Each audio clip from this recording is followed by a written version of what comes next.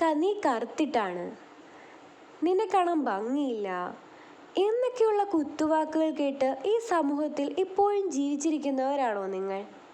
എങ്കിൽ നിങ്ങൾക്ക് വേണ്ടിയിട്ടുള്ള വീഡിയോ ആണിത്.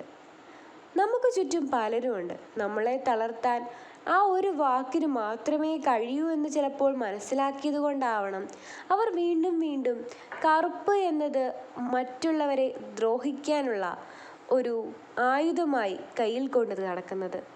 അങ്ങനെയുള്ള ഒരുപാട് പേർക്ക് നടുവിൽ ജീവിച്ചു വന്നതുകൊണ്ടായിരിക്കണം എനിക്ക് ഇപ്പോൾ ഈ വീഡിയോ പറയാൻ തോന്നിയതും. ആരും കളറിൻ്റെ പേരിൽ മറ്റുള്ളവരെ വേദനിപ്പിക്കരുത്.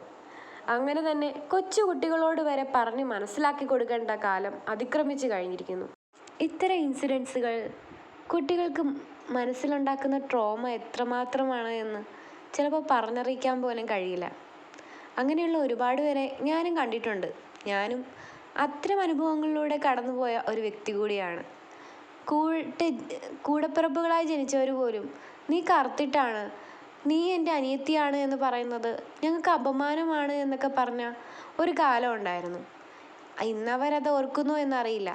അത് എനിക്കൊരു ട്രോമ ആയതുകൊണ്ടായിരിക്കണം ഞാൻ ഇന്നും ഓർത്തു വച്ചിരിക്കുന്നത്. അങ്ങനെ എത്രയോ അനുഭവങ്ങൾ. അന്നത്തെ കാലത്ത് അവർ ഓരോ ദിവസവും കഴിച്ചു കൂട്ടിയത് എത്ര വേദനാജനകമായിട്ടായിരിക്കും. ആത്മഹത്യയെക്കുറിച്ച് അന്നേ അവർ ചിന്തിച്ചു തുടങ്ങിയെന്ന് പറഞ്ഞാൽ നിങ്ങൾക്ക് വിശ്വസിക്കാതിരിക്കാൻ പറ്റുമോ? അങ്ങനെയുള്ള ഒരു കാലഘട്ടത്തിൽ അല്ലെങ്കിൽ അനുഭവങ്ങളിലൂടെ കടന്നുപോയവരായിരിക്കും ഈ വീഡിയോ കേൾക്കുന്നത്, അല്ലേ? അങ്ങനെ അതിജീവനങ്ങളുടെ കാലം കുറേയേറെ കടന്നു.